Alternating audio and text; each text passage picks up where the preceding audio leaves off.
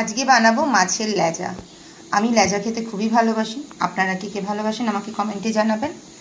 তো এখানে আমার 4টে লেজা আছে। আমি এটার মধ্যে নুন হলুদ ভালো করে মাখিয়ে ভেজে নেব। পরিমাণ মতন নুন,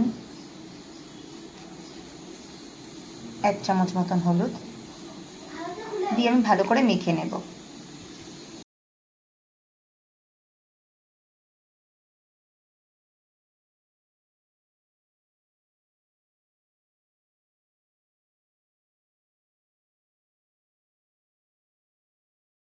আমি দিয়ে দেবো মাছগুলোকে এক এক করে তেলের মধ্যে।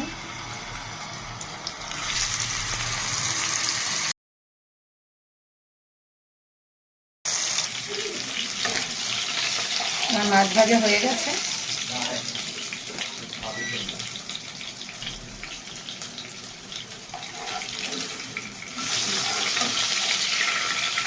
ফোড়নে দেব আমি সামান্য জিরে,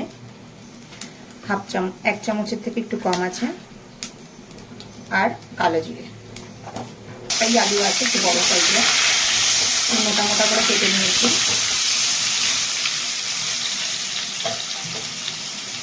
আলুটাকে একটু লাল করে ভেজে নেব। আলুটা একটু লাল করে ভাজা হলেই আমি দিয়ে দেবো এখানে মিডিয়াম সাইজের 2টো পেঁয়াজ আছে, একদম কুচি করে নিয়েছি, দিয়ে দেবো।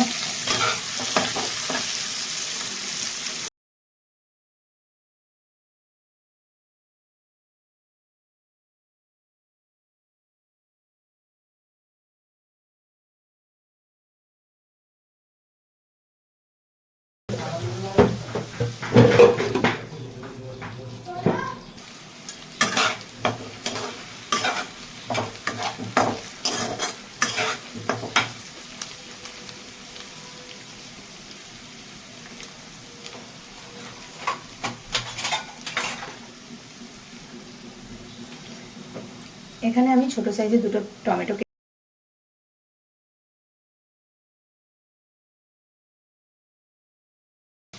দিয়ে দেবো। সাথে এখানে আদা বাটা, রসুন বাটা আর জিরে বাটা সব একসাথে নিয়েছি, আমি বেটে নিয়েছি।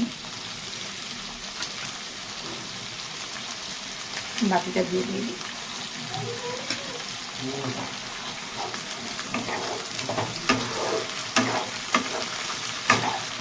আদা রসুন জিরে অল্প অল্প করে বাটতে হবে বলে আমি একসাথে নিয়েই বেটে নিয়েছিলাম। আমি ভালো করে আলুর সাথে কষিয়ে নেব।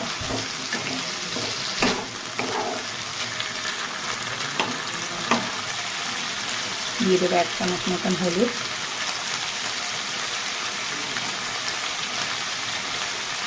স্বাদ মতন নুন,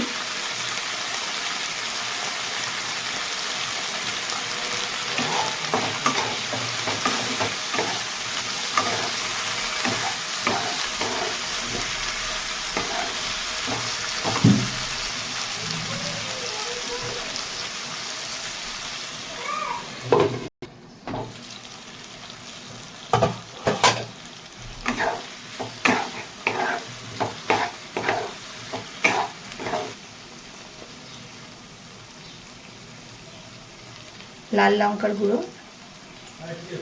ছোট চামচে 1 চামচ দিলাম,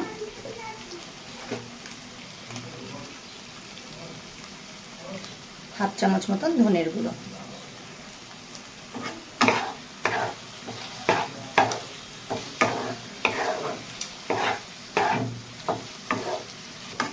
মশলাটা কষিয়ে নেবো। আলুটা গলা অবধি, অনেকটাই আলু গলে গেছে।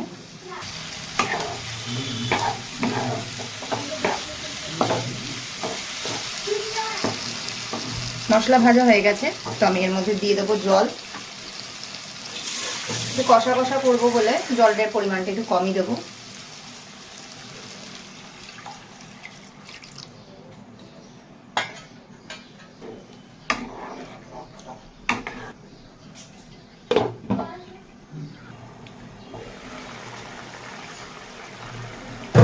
মাছগুলো এক এক করে দিয়ে দেবো।